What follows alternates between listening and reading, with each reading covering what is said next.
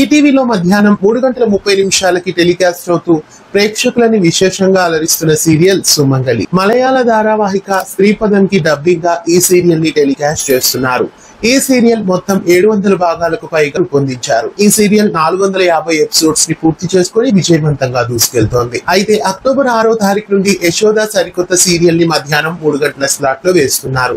ఈ సందర్భంగా అక్కడ టెలికాస్ట్ అవుతున్న డబ్బింగ్ సీరియల్స్ ని నిలిపివేయబోతున్నట్లు వార్తలు వస్తున్నాయి. జై గణేష సీరియల్ ని ఉదయం 8:30 స్లాట్ లో కంటిన్యూ చేస్తున్నారు. ఇక 3:30కి టెలికాస్ట్ అవుతున్న సుమంగళి సీరియల్ ని కూడా నిలిపివేస్తున్నట్లు సమాచారం. అయితే 3:30 నుండి ఏవో కొత్త కార్యక్రమాలను టెలికాస్ట్ చేయాలనే ఉద్దేశంతో సద్గురు సాయి అలాగే సుమంగళి సీరియల్స్ ని కూడా నిలిపివేస్తున్నట్లు తెలుస్తోంది.